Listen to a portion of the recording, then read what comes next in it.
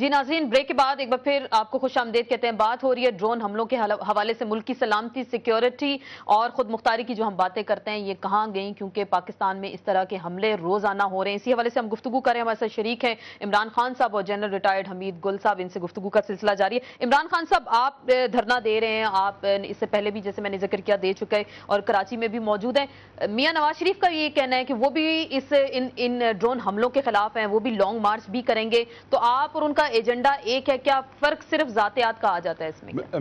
मियां नवाज शरीफ ने तो एक और बात कही है कि जनाब ये ISI के कहने पे सब कुछ हो रहा है। हाँ जी। मैं तो अब जनरल साहब यहाँ बैठे हैं, वो खुद ही बता सकते हैं कि ISI का कितना बड़ा हाथ था IGI बनाने में, और जो 35 लाख रुपया डायरेक्टली नवाज शरीफ को ISI ने दिया है। आप ये तो ऑन रिकॉर्ड है, और ये असगर खान का केस आ जाए तो सामने आ जाएगा। ये तो जनरल दुरानी की स्टेटमेंट है। तो मैं समझता हूं कि उनको ये खौफ आया हुआ है कि पार्टी उभर रही है, तो शायद जिस तरह वो ऊपर आए थे शायद हम भी उसी तरह ही ऊपर आ रहे हैं।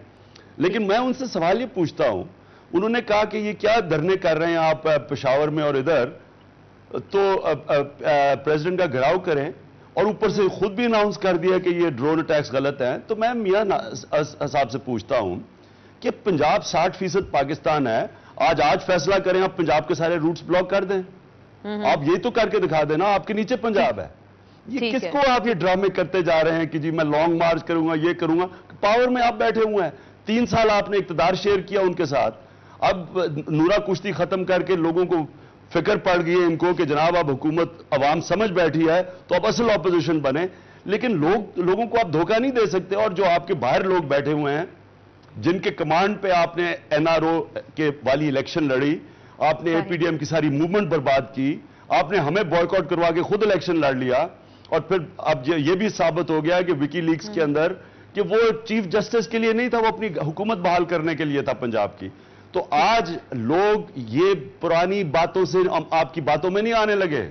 ये कोई मूवमेंट को अब हाईजैक आप नहीं कर सकते, अब आपको अपनी मूवमेंट चलानी पड़ेगी। चलें, आप कह रहे हैं आपकी मूवमेंट है, आपका एजेंडा है, इसको आप ही चलाएंगे। जनरल साहब, इमरान खान साहब खुद ही जिक्र कर रहे हैं कि इन पे लेबल लग रहा है कि एजेंसीज इनको सपोर्ट कर रही हैं। कुछ लोगों का इस तरह से कहना है कि वाकई आपको लग रहा है कि एजेंसीज इमरान खान को सपोर्ट कर रही हैं कि जी आप आगे जाएं और धरने का इशू सामने लेके आए? नहीं, देखिए, मेरा नहीं ख्याल कि मैं इसलिए कि इमरान खान से मेरा एक पुराना ताल्लुक है, बल्कि मैं उनके मिजाज को भी जानता हूँ। मेरा नहीं ख्याल कि इमरान खान विल स्टूप सो लो कि वो ये कर दें। उनसे गलतियां हुई हैं माजी में, मसलन परवेज मुशर्रफ को उन्होंने सपोर्ट करना और उन्होंने इसके ऊपर तस्लीम किया इस गलती को।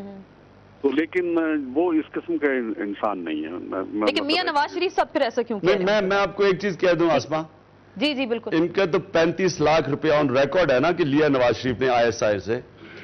1 रुपया अगर ये कह देना मैंने ISI से कभी लिया है, 1 रुपया, मैं सारी जिंदगी के लिए पॉलिटिक्स छोड़ दूंगा। 1 रुपया साबित कर दे मैंने कभी करप्शन में बनाया है, 1 रुपया बता दें कि मैंने करप्शन में बनाया है, मैं और ये बता दें कि मैंने अपने असासे छुपाए हैं, मैं पॉलिटिक्स छोड़ दूंगा सारी जिंदगी के लिए। जी जनरल साहब। जी, मैं समझता हूँ कि ये ठीक कह रहे हैं, इमरान खान बिल्कुल ठीक कह रहे हैं।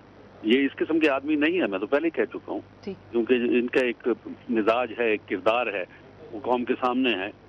वो अगर आप डट के बात कर रहे हैं तो इतनी बात कोई भी नहीं कर सकता। लेकिन आप जनरल साहब, मियां साहब को आप जानते हैं, मियां साहब को आप बड़े अच्छे तरीके से जानते हैं जनरल साहब, तो वो फिर इस तरह की बातें क्यों कर रहे हैं?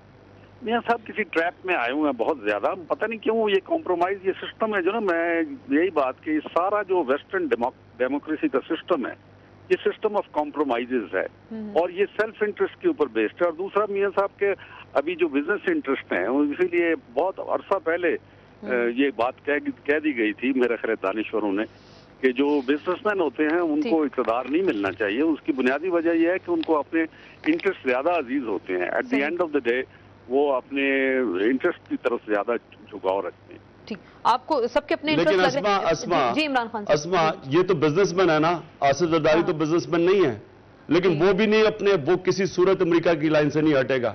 देखिए, करप्ट लोग, याद रखें, करप्ट लोग कभी स्टैंड नहीं ले सकते, ना करप्शन के खिलाफ स्टैंड ले सकते हैं जो पाकिस्तान को बर्बाद कर रही है, ना ये पाकिस्तान को आजाद रख सकते हैं, सॉवरेन रख सकते हैं, क्योंकि इनकी प्रायोरिटी आ जाती है अपने, वो कहते हैं ना स्केलेटन जब आपकी अलमारी के अंदर हो तो आप स्टैंड नहीं ले सकते।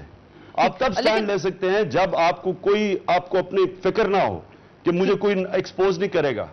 लेकिन आपको लगता नहीं कुछ ऐसा कि हमारी इस वक्त सारी क़यादत या लीडरशिप जिनकी हम बात करते हैं सियासी जमातों की, एक तरफ इल्जाम तराशी में पड़े हुए हैं, मुल्क पे अगजार जहां पे आ रहे हैं, कब्जा करने की कोशिशें कर रहे हैं, ऑपरेशंस कर रहे हैं, ड्रोन हमले कर रहे हैं, तो क्या ये वक्त नहीं है कि कोई एपीसी बुलाई जाए, तमाम सियासी जमातें इकट्ठी हों, कोई लाएअमल बनाएं या मिलकर आगे चलें, या फिर हर एक अपनी अपनी 1.5 इंच की मस्जिद बनाएगा और वो इससे आगे जाएगा? कौन सी एपीसी बुलाएं? एपीसी में बैठेगा कौन? एपीसी के अंदर विकीलीक्स ने तो आपको बता दिया कि हालात क्या हैं। वो है, फिर ड्रामा हो जाएगा। आप पार्लियामेंट की रेजोल्यूशन, सारी पार्टीज असेंबली में बैठी हैं, रेजोल्यूशन पास करती हैं, 2 दफा करती हैं, और उसके ऊपर जब अमल नहीं करवा सकते तो एपीसी ने क्या करना है?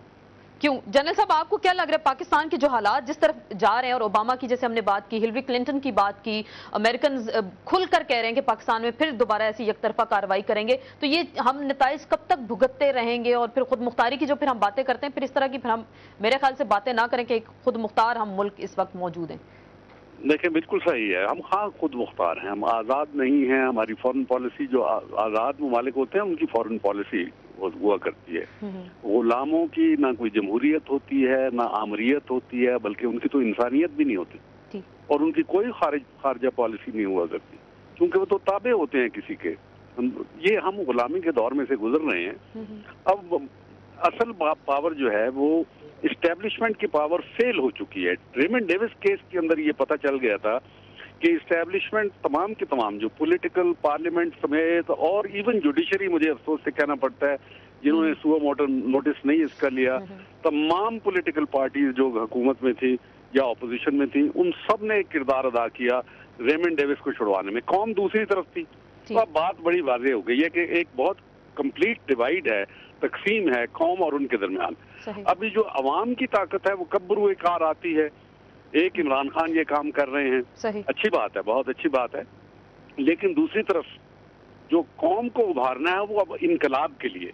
आपकी जो इलेक्ट्रल सियासत नाकाम हो चुकी हुई है, आपके इंस्टीट्यूशनल अरेंजमेंट्स नाकाम हो चुके हैं। अभी कौम को खुद बरूए कार आना होगा और उसको इनकलाबी कैफियत पैदा करके अपने आप को आज़ाद करवाना होगा। हमें एक आज़ादी की जंग लड़नी है, लेकिन एक पुरअमन तरीके से लड़नी है, जिसको मैं कहता हूँ come into the streets and vote with your feet. No, you can't vote in the ballot box. इससे काम नहीं बनेगा। बिल्कुल, आप बात करें वोट की ताकत का, और वोट की ताकत के जरिए चेंज आ सकता है, और जन सब का कहना है खलीज बहुत वसी है, और इनकलाब का भी कुछ जिक्र किया। इसमें मजीद गुफ्तगू करेंगे, कुछ जानने की कोशिश करेंगे क्या इमरान खान साहब वाकई पाकिस्तान में इनकलाब लाना चाहते हैं। मजीद गुफ्तगू होगी एक लेकिन मुख्तसर से ब्रेक के बाद।